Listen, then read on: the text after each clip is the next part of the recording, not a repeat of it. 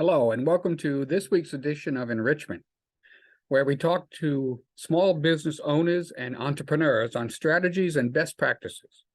Although small businesses are often at a disadvantage when competing with bigger companies, they can have one advantage: can always be smarter than the competition. So let's get right to it. This week, our topic is likes. I'll tell you a secret. I don't like likes. I mean, they're okay, but nothing to get excited about. If I take the time to post something, it's usually something meaningful. Now, don't get me wrong. I also post images of my latest bread baking success or the wild turkey that was standing on my son's car the other day. Now, if someone likes that, I'm fine with it. However, when I discover something that I think might benefit my business friends or that they might appreciate, I want more than a like. Simply responding to a post with like, I suggest you take the time to consider the post, what it means to you, and what you could say about it. Reply with a well thought out response. Be supportive and responsive, or even better, start a conversation. Now, before I go any further, when I say start a conversation, I don't mean that you should post negative comments or try to one-up the post. In fact, if your response to a particular post is negative, best to simply ignore it and not respond. Facebook, LinkedIn, Meetup, all the other online platforms are full of groups that are relevant to your business. So get involved. John Coughlin, PhD, head of the communications department at the University of Illinois, who's an expert in computer-mediated computers and communications, has found that, although sometimes challenging, people can establish meaningful relationships online without being physically close. Businesses and people thrive on a sense of community and a sense of belonging. And this can be fostered through interactive, supportive, and meaningful communications, even if it's online.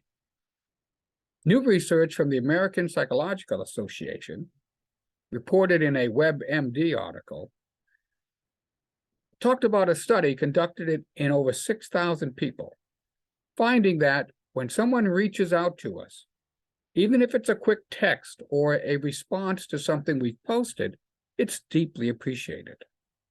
The study, conducted as part of an effort to understand the impact of the pandemic on society, found that this sort of purposeful connection helps build relationships.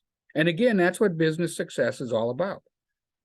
Richard B. Slatcher, PhD, a professor of psychology at the University of Georgia, says that we humans are engineered by evolution to crave contact with other humans. In other words, belonging is a basic human need. According to him, there are two critical components of building and maintaining relationships. These are, one, self-disclosure, which means sharing something about yourself or being vulnerable by letting others know personal information.